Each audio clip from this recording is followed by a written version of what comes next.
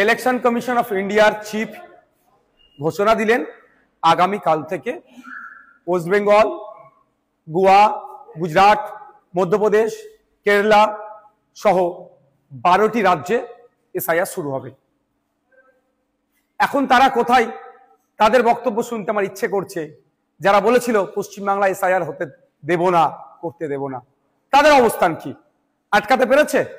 আমি ডে 1 থেকে বলে আসছিলাম, যখন এসআইআর নিয়ে চর্চা হচ্ছিল, যে এসআইআর নিয়ে আপনারা আতঙ্কিত হবেন না। আজকেও বলছি, এসআইআর নিয়ে আতঙ্কিত হবেন না। আপনাদের ডকুমেন্টস আপনারা রেডি করুন।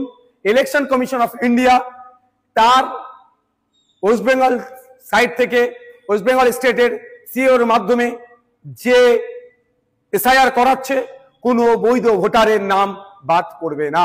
আমরা আশা করব প্রত্যেকটা নাগরিক যারা আছেন ভোটদানে, যারা 18 বছর ঊর্ধ্বে পূর্ণ স্বাধীনতা আছে সংবিধান প্রদত্ত, সেটা বহাল থাকবে।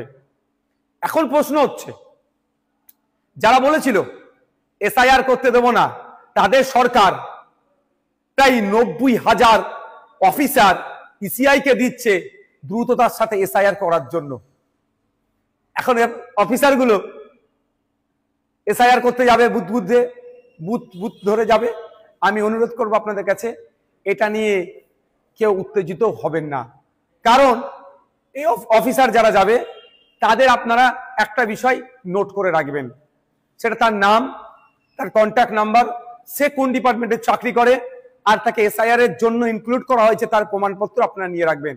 যদি অফিসার কোনো বৈধ ভোটারকে ডি ভোটার, ডাউটফুল ভোটার, অবৈধ ঘোষণা করে, তার বিরুদ্ধে আইনত লড়াইয়ের একটা জায়গা থাকবে। এই লোকটি কে ছিল, 1 নম্বর কথা। দ্বিতীয়ত, কেউ যদি আপনাদেরকে উত্তেজিত করার চেষ্টা করে, আপনারা কারো কথায় উত্তেজিত হবেন না।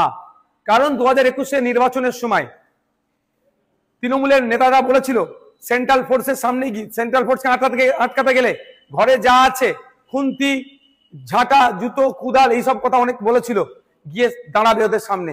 এই করতে গিয়ে শীতলকুচিতে সেন্ট্রাল ফোর্সের গুলিতে 4 মানুষ মারা গিয়েছিল। আজকে 4 বছর অতিবাহিত হয়ে গেল, এখনো কিন্তু বিচার পেল না। তাই বলবো, কারো কথায় উত্তেজিত হয়ে এই ধরনের ভুল পদক্ষেপ নেবেন না আপনারা। দেখুন, এটাতে বেশ কটা স্টেপ রেখেছে। প্রায় 1 মাস বুথ লেভেল অফিসারদের কাজ হবে বাড়ি বাড়ি গিয়ে এইগুলো সার্ভে করা, এই নির্দিষ্ট প্রক্রিয়া সম্পূর্ণ করা। তারপরে পাবলিশ হবে। পাবলিশ হওয়ার পরে প্রায় 1 মাস, হয়তো কারো যদি নাম ইচ্ছাকৃত হোক, অনিচ্ছাকৃত হোক, বা ডিস্টার্ব বাদ পড়ে বা ডিস্টার্ব হয়, সেক্ষেত্রে তার বলার সুযোগ, অভিযোগ জানানোর সুযোগ পাবে। একটা অনেক টাইমের এটা একটা প্রক্রিয়া আছে। সুতরাং হুট কথায় কারো কথা শুনে উত্তেজিত হয়ে যাবেন না, কারো ফাঁদে পা দিয়ে ফেলবেন না। এবার আমি উদাহরণস্বরূপ বলছি, আমার বাড়ি জাঙ্গিপাড়া বিধানসভার ফুরফুরা শরীফ অঞ্চলের 90 নম্বর বুথে, আর আমি চিৎকার করছি, আপনার বাঁকুড়াতে অমুক বুথে নাম বাদ পড়েছে, বীরভূমে অমুক বুথের নাম বাদ পড়েছে।